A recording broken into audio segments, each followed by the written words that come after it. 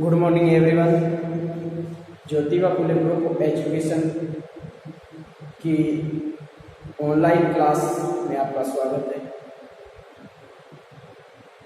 कक्षा 9 की मैथमेटिक्स का हम अध्ययन कर रहे हैं, जिसमें हमने पिछली 2 क्लास लगी, उसमें हमने 1.1 जो हम संख्या पद्धति पढ़ रहे थे उसको हमने कंप्लीट कर लिया था। आज हम पढ़ेंगे प्रश्नावली 1.2, जिसमें हम पढ़ेंगे वास्तविक संख्याओं के बारे में। सबसे पहले आता है हमारे पास वास्तविक संख्या। पहले भी मैंने जब प्रश्नावली की शुरुआत करी तब भी मैंने वास्तविक संख्याओं के बारे में आपको बताया कि वास्तविक संख्याएं किसे कहते हैं।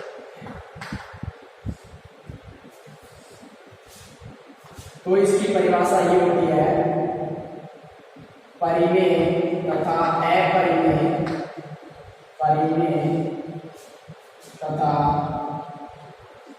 अपरिमेय संख्याओं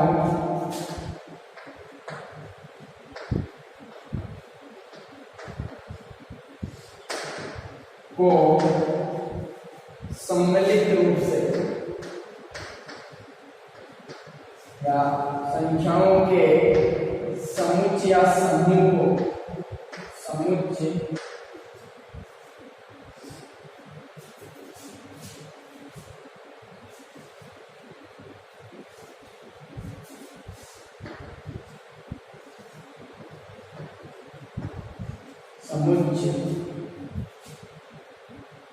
को वास्तविक संख्याएं कहते हैं। वास्तविक संख्याएं कहते हैं।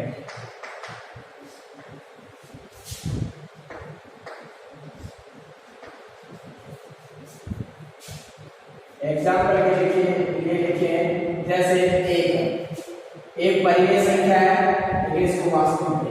√2 है, √2 अपरिमेय लेकिन वास्तविक नहीं। इस प्रकार से हम देखिए, प्रत्येक परिमेय संख्या वास्तविक होगी, प्रत्येक परिमेय संख्या वास्तविक होगी और प्रत्येक अपरिमेय संख्या भी क्या होगी, वास्तविक। लेकिन प्रत्येक वास्तविक संख्या परिमेय नहीं होगी और प्रत्येक वास्तविक संख्या अपरिमेय। अब हम प्रश्न देखेंगे। 1.2 का पहला प्रश्न हमें दिया गया है। हमसे ये पूछा गया है कि दिए गए कथन सत्य है या असत्य, कारण के साथ अपने उत्तर दीजिए। पहला सवाल है, प्रत्येक अपरिमेय संख्या एक वास्तविक संख्या होती है। प्रश्न ये है, क्वेश्चन पहले का है, प्रत्येक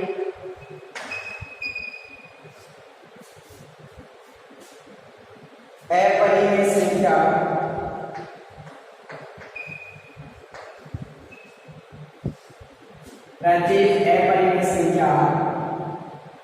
वास्तविक संख्या होती है। वास्तविक संख्या होती है।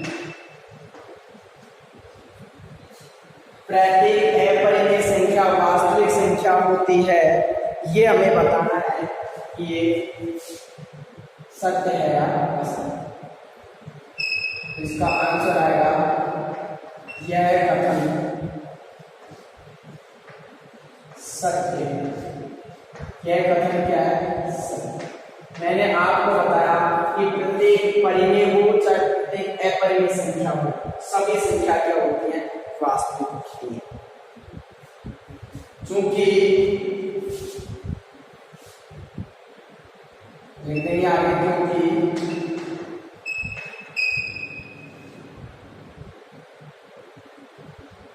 वास्तविक संख्या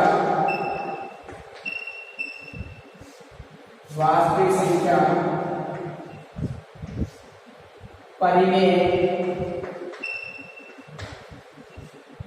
तथा अपरिमेय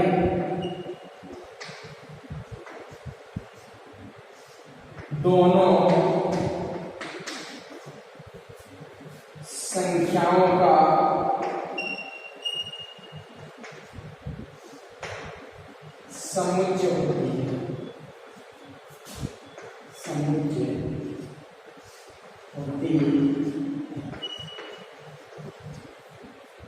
प्रत्येक परिमेय संख्या भी वास्तविक होगी।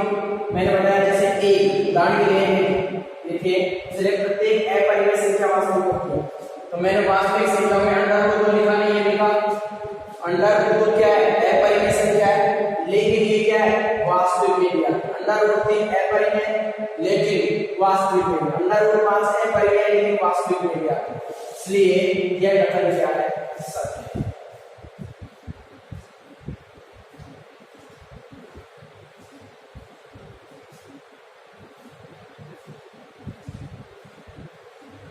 अगला प्रश्न देखेंगे इसका दूसरा।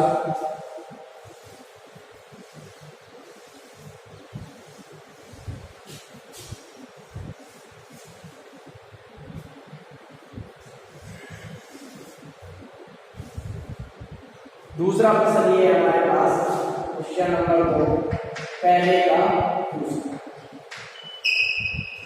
तो पहले का दूसरा क्या है, संख्या रेखा का प्रत्येक बिंदु, संख्या रेखा का प्रत्येक बिंदु, रेखा का प्रत्येक बिंदु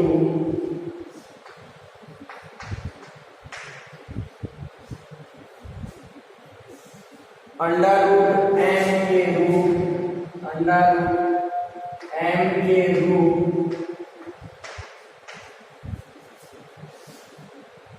का होता है,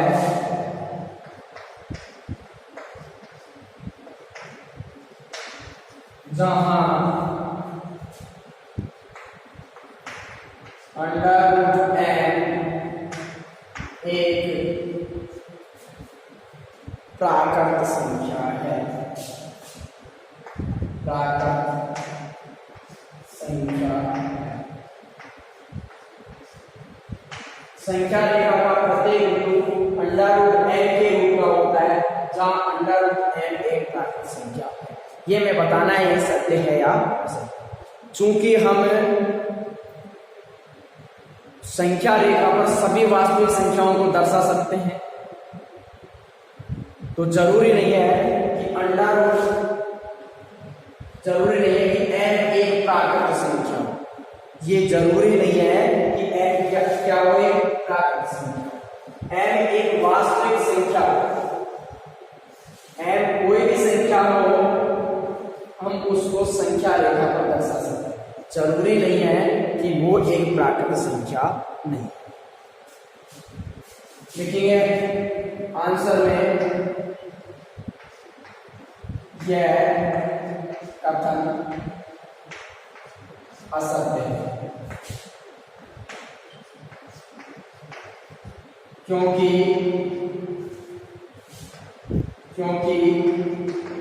संख्या रेखा पर प्रत्येक वास्तविक संख्या को दर्शाया जा सकता है, प्रत्येक वास्तविक संख्या को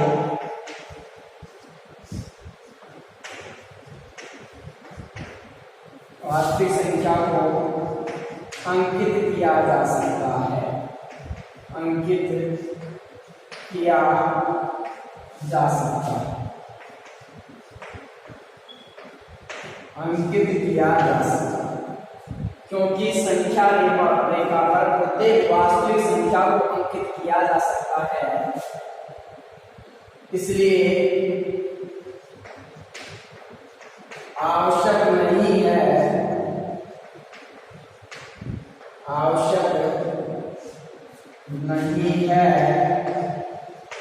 कि m एक प्राकृत संख्या, ये बिल्कुल भी जरूरी नहीं है कि m प्राकृत संख्या, पूर्ण संख्या तो भी उसे हम दर्शा सकते हैं। तो अंडर रूट m का एक प्राकृत संख्या होना अनिवार्य नहीं है, इसलिए प्रत्येक वास्तविक संख्या को हम के रूप में दर्शा सकते हैं। जैसे अंडर रूट 2 है, अंडर रूट 2 का मान होता है 1.414, तो 1.414 को भी हम संख्या रेखा पर दर्शा सकते हैं। इसी प्रकार तीसरा प्रश्न देखेंगे।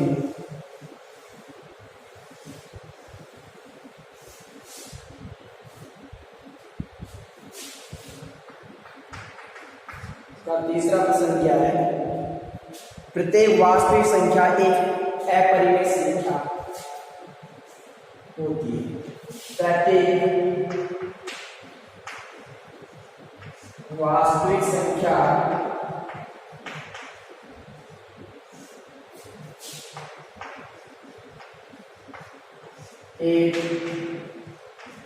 प्रत्येक वास्तविक संख्या एक अपरिमेय संख्या होती है।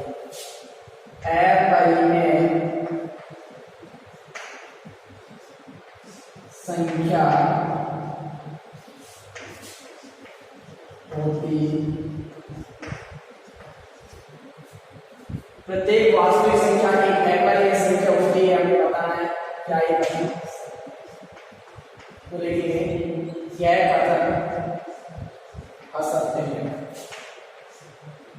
चूंकि या क्योंकि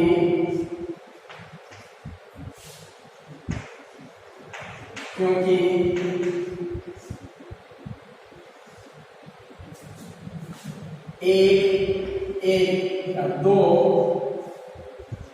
एक वास्तविक संख्या है,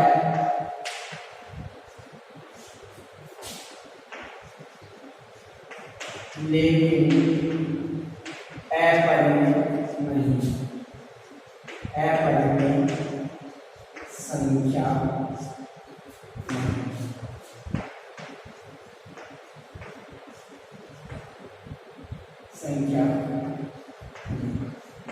इसमें ये दिया गया है प्रत्येक वास्तविक संख्या क्या अपरिमेय संख्या होती है? नहीं, क्योंकि दो एक वास्तविक संख्या तो है लेकिन अपरिमेय नहीं, और इसमें देखो होनी चाहिए लेकिन नहीं होती है, इसलिए कथन क्या होगा? असत्य।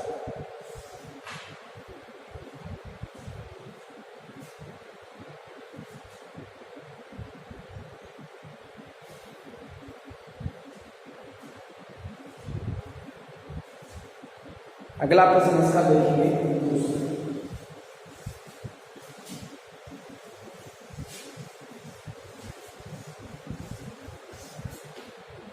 दूसरा प्रश्न हमारे पास है, क्या सभी धनात्मक पूर्णांकों के वर्गमूल अपरिमेय होते हैं? यदि नहीं तो एक ऐसी संख्या का वर्गमूल उदाहरण दीजिए जो एक परिमेय संख्या। दूसरा प्रश्न क्या दे रखा है? क्या सभी धनात्मक पूर्णांकों के वर्गमूल, क्या सभी धनात्मक पूर्णांकों के वर्गमूल, धनात्मक पूर्णांकों के वर्गमूल, क्या सभी धनात्मक पूर्णांकों के वर्गमूल अपरिमेय होते हैं? अपरिमेय होते हैं, अपरिमेय होते हैं। यदि नहीं तो एक ऐसी संख्या के, यदि नहीं तो एक ऐसी संख्या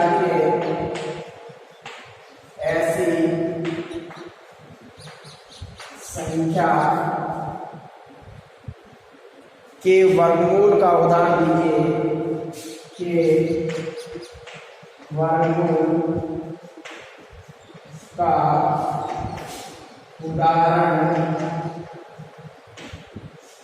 दीजिए।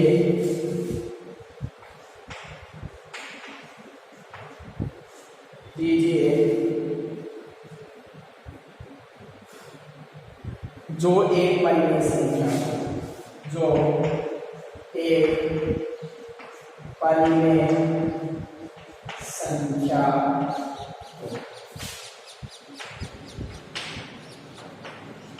तो आंसर यदि इसका लिखें तो ये आएगा नहीं, जैसे कि सभी धनात्मक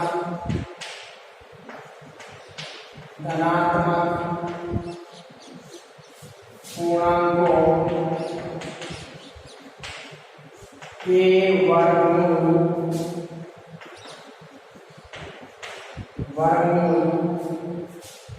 अपरिमेय नहीं होते हैं, अपरिमेय नहीं होते हैं। सभी धनात्मक पूर्णांकों के वर्गमूल अपरिमेय नहीं। यदि नहीं हो तो एक ऐसी संख्या का उदाहरण देना है। उदाहरण आएगा जैसे 4 और 4 का यदि हम वर्गमूल निकालें तो क्या आएगा 2, और 2 क्या है परिमेय।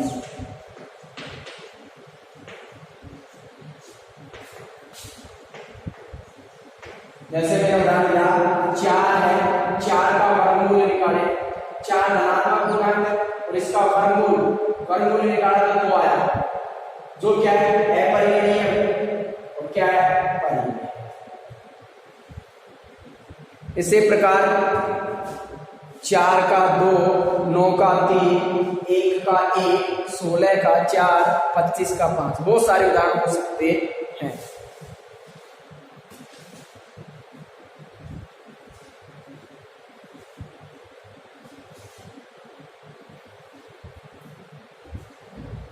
इसी के साथ अगला प्रश्न देखेंगे।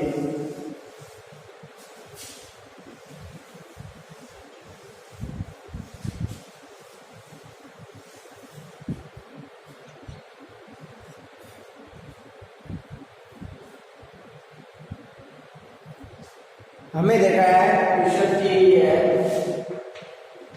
दिखाइए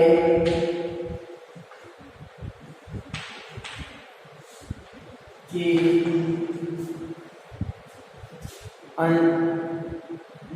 संख्या रेखा पर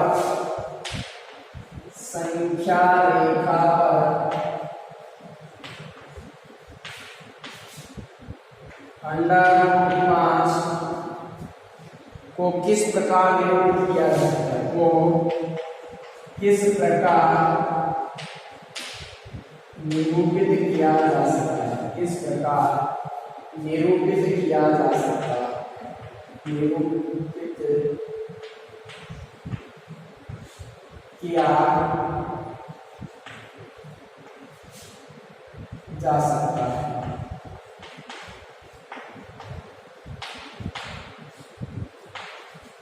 तो हम देखेंगे